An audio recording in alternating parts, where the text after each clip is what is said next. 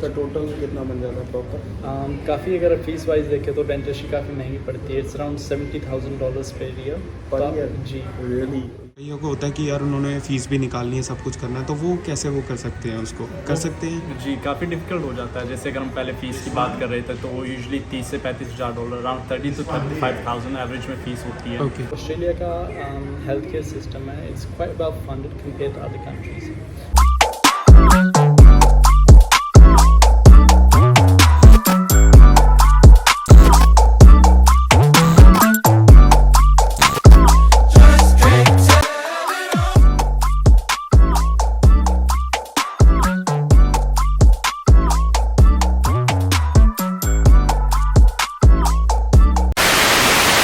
हाँ भी, क्या हालचाल? उम्मीद करता हूँ सारे बढ़िया होंगे। तो भाई आज का जो अपना टॉपिक है ना, वो बहुत ही इंटरेस्टिंग टॉपिक है आपके लिए, और ये मैं बहुत टाइम से सोच रहा था क्योंकि इसकी डिमांड आ रही थी टॉपिक की। तो आज का जो हमारा टॉपिक होगा ना, वो होगा नर्सिंग स्टूडेंट्स के बारे में, कि नर्सिंग जो स्टूडेंट्स हैं उनकी लाइफ क्या है ऑस्ट्रेलिया के अंदर, वो लाइक क्यों डिफरेंट रहता है नर्सिंग स्ट्रीम दूसरे स्ट्रीम से इतनी ज़्यादा, क्यों नर्सिंग स्ट्रीम को प्रायोरिटी मिलती है दूसरी स्ट्रीम से ज़्यादा। तो आज मैं किसी को इंट्रोड्यूस करता हूँ आपके सामने, और वो बंदा आज हमें सारी इन्फॉर्मेशन देगा नर्सिंग के ऊपर और भी कोर्सेज़ के ऊपर, सोशल वर्कर कोर्सेज़ के ऊपर, सब कुछ। So guys, welcome back to my channel urban Sardar. उम्मीद करता हूँ सारे बढ़िया होंगे। तो करते हैं फिर हम शुरू। सो होर भाई, नितेश भाई, क्या हाल चाल?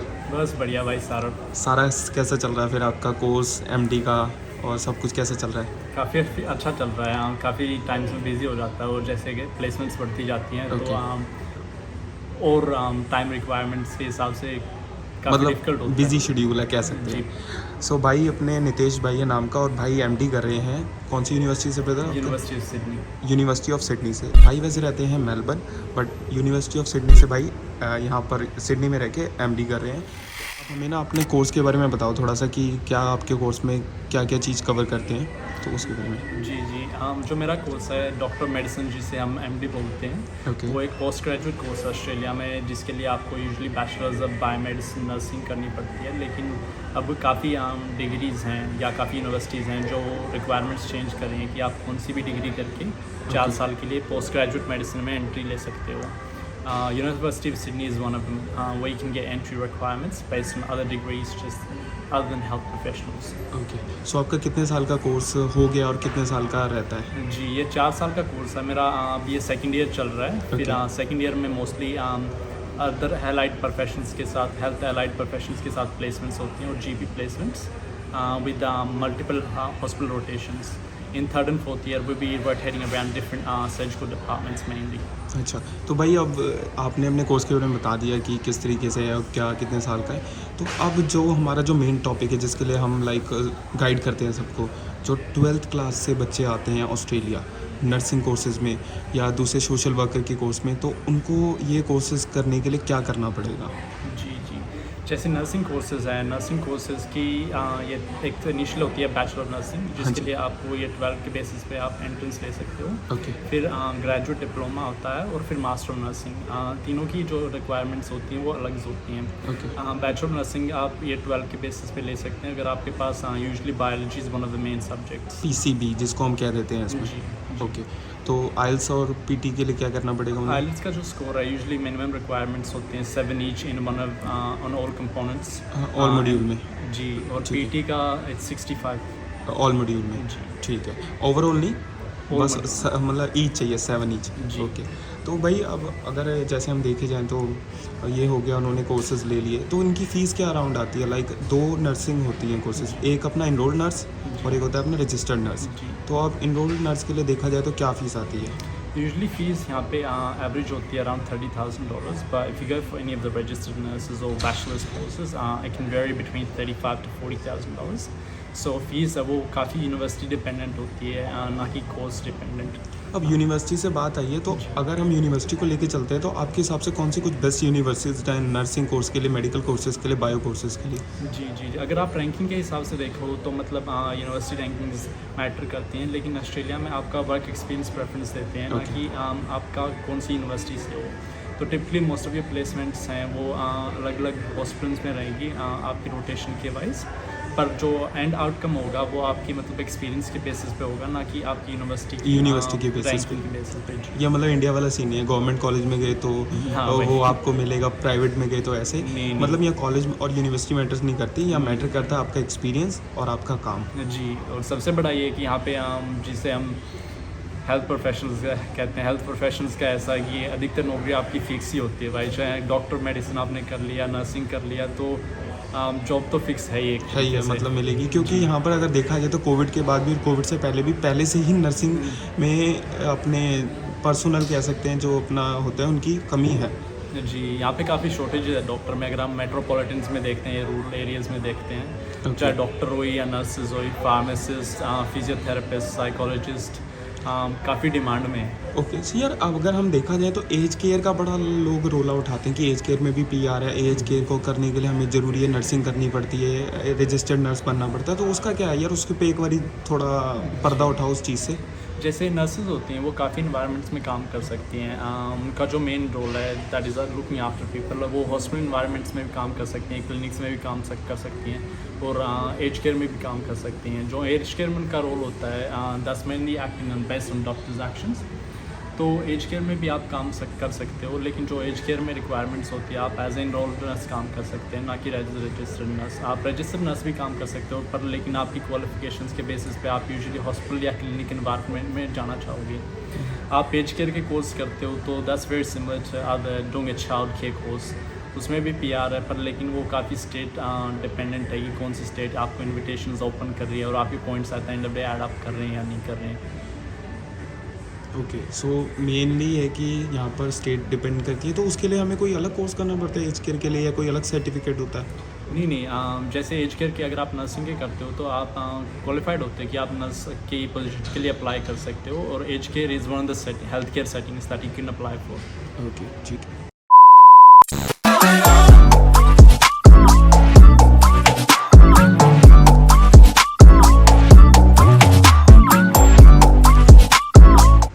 ब्रदर, आपकी जो यूनी है वो कितने दिन है यूजुअली?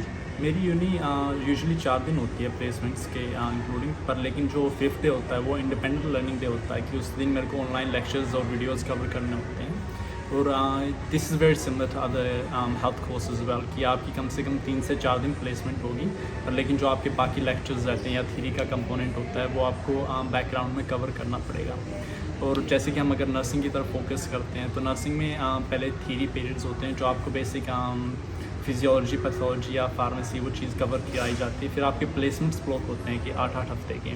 उन प्लेसमेंट्स ब्लॉक में यूजुअली आपको 5 दिन 8 घंटे की रिक्वायरमेंट्स होती हैं।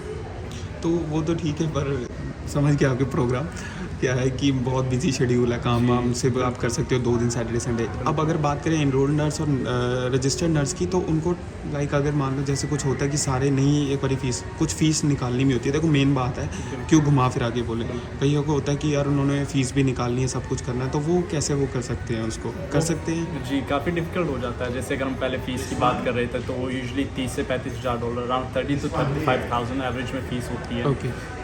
मेनली अगर जैसे मैं अपना टाइम मैनेज कैसे कर सकता हूँ उसके हिसाब से आप देख सकते हो।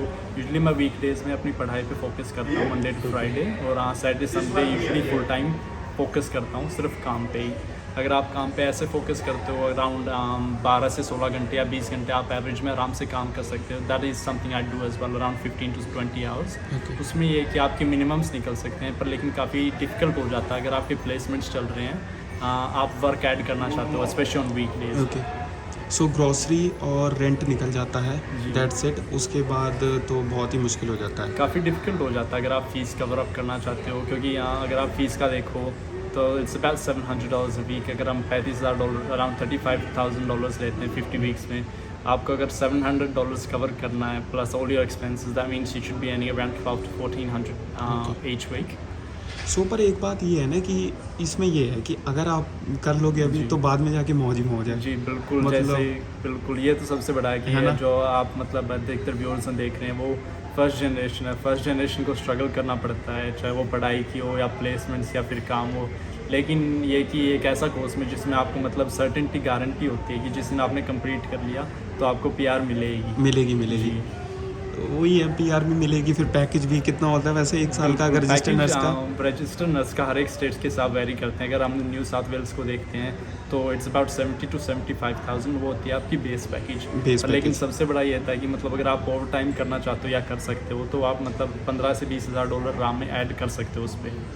मतलब जो अगर माना जाए तो देखा जाए कि एवरेज $1,00,000 से ऊपर ही आप $1,00,000 का आराम से कर सकते हो। अगर आप सबसे बड़ी है कि अगर आप किसी हॉस्पिटल इन्वायरमेंट में काम करते हो आपको यूजुअली ईयरली पैकेज मिलती है, लेकिन अगर फिर ओवर टाइम भी है उसके ऊपर सब कुछ है। So one more question brother, अगर इसमें देखा जाए तो गवर्नमेंट क्या इसमें हेल्प करती है नर्सेस को, टीचर्स को और पुलिसमैन होते हैं और भी कई जो सोशल वर्कर्स होते हैं, तो उसमें गवर्नमेंट क्या हेल्प करती है इनके लिए?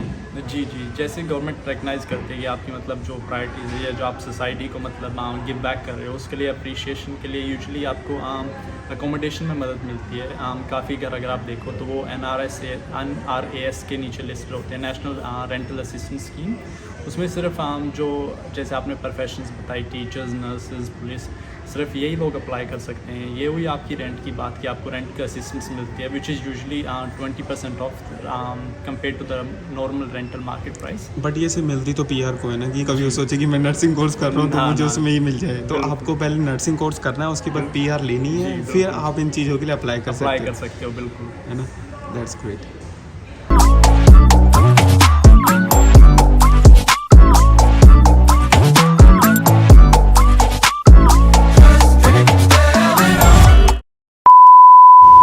जो अपना मेन टॉपिक एक अलग से टॉपिक आ रहा है कि ये देखो नर्सिंग के बारे में हमने बात कर ली, सोशल वर्कर के बारे में बात कर ली, एज केयर वाले के में बात कर ली।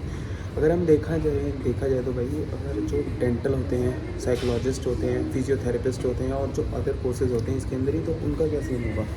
जी, जैसे अगर आप डेंटिस्ट्री या बाकी और कोर्सेज के देखते हो तो उनमें यूजुअली 3 कंपोनेंट्स होते हैं। अगर आप ओवरसीज से आते हो तो पहले होता है कि आपकी इनिशियल डिग्री असेसमेंट, फिर आपका होता है यूजुअली थ्योरी असेसमेंट और फिर होता है प्रैक्टिकल असेसमेंट। फॉर एग्जांपल अगर हम डेंटिस्ट के ऊपर फोकस करें तो पूरी प्रोसेस में 12 से 18 महीने लगते हैं। आपका इनिशियल जो थ्योरी का होता है वो 2 एग्ज़ाम्स होते हैं, टेस्टिंग 4 कंपोनेंट्स, और फिर सेकंड होता है आपका प्रैक्टिकल का। तो मेनली कोर्स कितने 4 साल का? जी, डेंटिस्ट्री का ये कि आप यहाँ पे आगे करना चाहते हो तो 5 साल का कोर्स होता है, 5 साल अंडर ग्रेजुएट का, और 4 साल का होता है पोस्ट ग्रेजुएट का। इसका टोटल कितना बन जाता है प्रॉपर? काफ़ी अगर फीस वाइज देखें तो डेंटिस्ट्री काफ़ी महंगी पड़ती है। It's around $70,000 per year. Ji, really यार ये तो बहुत ज़्यादा है। मतलब तभी अपनी जो अगर डेंटिस्ट में देखा जाए तो इतनी डिमांड भी है और उसमें इतने मतलब बंदे भी कम हैं। तो अगर एक बार देखा जाए तो हमारा ऑस्ट्रेलिया को लेके देखो, जैसे बाकी कंट्रियों का हमें अभी इतना नहीं पता क्योंकि वहाँ से भी हम कभी पूछेंगे, लाइक अमेरिका हो गया, कनाडा हो गया, लंदन हो गया, क्योंकि अभी वही इंटरनेशनल स्टूडेंट्स के लिए ज़्यादा स्टडी चल रही है कंट्रीज। तो यहाँ का इन्वायरमेंट कैसा है अगर एक नर्स को लेके देखें या बाकियों को देखें तो? अगर हम और कंट्रीज से कंपेयर करते हैं, पहले आता है कि वर्किंग एनवायरनमेंट और फिर सेकंड आता है पे का। अगर वर्किंग एनवायरनमेंट अगर हम और कंट्रीज से कंपेयर करते हैं तो काफ़ी रिलैक्सड है। जो आपके लिए राइजिंग वर्क अपॉर्चुनिटीज़ होती हैं, प्रमोशन की अपॉर्चुनिटीज़ होती हैं, वो काफ़ी अवेलेबल हैं। लोकेशन है तो आप कहीं भी जा सकते हो, मेट्रोपॉलिटन में रहते हो या रूरल में रहते हो तो आपके लिए वर्क अपॉर्चुनिटीज़ हमेशा अवेलेबल रहती हैं। और जो ऑस्ट्रेलिया का हेल्थ केयर सिस्टम है, it's quite well funded compare to other countries. अगर हम NHS को कंपेयर करते हैं जो UK का सिस्टम है, या मतलब अमेरिका का मेडिकल केयर सिस्टम कंपेयर करते हैं तो उनमें काफ़ी चीज़ें हैं कि जो कवर नहीं करती। तो यूजुअली इट्स प्राइवेट फंडेड, लेकिन ऑस्ट्रेलिया में अगर आप मेडिकेयर देखते हो, जी सबसे बड़ी है कि मेडिकेयर कि जो मेडिकेयर है वो यहाँ पर मतलब अगर आप PR हो तो कितने % करता है या टोटल? टोटल करता है कि एक ही आइटम नंबर होता है, जैसे पर item number health care professional को पे मिलती है। जैसे अगर आप इनिशियल कंसल्टेशन करते हो 20 मिनट की, उसको आपको बल्क बिल्ड है तो आपको कुछ पे नहीं करना पड़ता। पर लेकिन काफ़ी प्रैक्टिसेस हैं वो आपको प्राइवेटली चार्ज करते हैं। जैसे उन्होंने $70 पर विज़िट का कर दिया तो उसमें $40 तो मेडिकेयर कवर करेगी और $30 आपको खुद प्राइवेटली कवर करना पड़ेगा। जी, मतलब ये समझ लो 75% कवर करते हैं। जी बिल्कुल। सो भाई ये मतलब ऐसी बातें हैं जो कोई क्लियर नहीं करता, फिर भी हमने क्लियर करी, सारा टॉपिक पकड़ा। हमारा मेन टॉपिक तो जैसे देखो नर्सिंग का था, बट उसके साथ भी हमने बहुत कुछ कवर करा। सो अगर आपको कोई भी नर्सिंग के ऊपर डाउट है, ठीक है, या किसी भी मेडिकल स्ट्रीम के ऊपर डाउट है तो आप इस कमेंट में पूछ सकते हो। और जिस डाउट के ज़्यादा कमेंट आए, जिसको लगा कि हाँ इसके ऊपर एक सेपरेट वीडियो बनानी चाहिए, तो वो मैं ज़रूर बनाऊँगा आपके लिए। सो उससे डाउट फ्री रहना आप। और अगर ये आपको पता वीडियो अच्छी लगे तो भाई आपको क्या करना है, बोलने की ज़रूरत नहीं है। सो बैठे थे हम आज लाइब्रेरी के अंदर, पैरामेटा लाइब्रेरी के अंदर। इसके कुछ शॉर्ट्स मैं बीच में डाल दिए हैं, आप देख लेना, और कुछ और मैं डाल दूँगा। बारिश बहुत हो गई थी, पता नहीं क्यों यार, इतना से यहाँ बारिश होगी, जब भी घर से निकलते हैं बारिश हो जाती है। तो भाई तो पूरे भीग गए थे यार और फिर भी मैं अप्रिशिएट करता हूँ भाई को कि भाई यार बारिश में भी यार मतलब आए और वीडियो पूरी करी। तो बहुत टाइम से यार मैं सोच रहा था, बट भाई का शेड्यूल इतना बिजी है बहुत ज़्यादा कि नहीं मिल पाता, इसलिए। तो थैंक्स टू ब्रदर ऑल्सो कि उन्होंने सारा कुछ कवर करा और हमें बताया। फिर भी आपके कोई डाउट्स हैं लेकर किसी भी चीज़ को आप कमेंट बॉक्स में पूछ सकते हो, उसमें कोई पैसे नहीं लगेंगे, ठीक है। तो hope so you all guys are great. मिलते हैं फिर हम नेक्स्ट वीडियो में, ठीक है। Thank you sir, bye. Okay bye.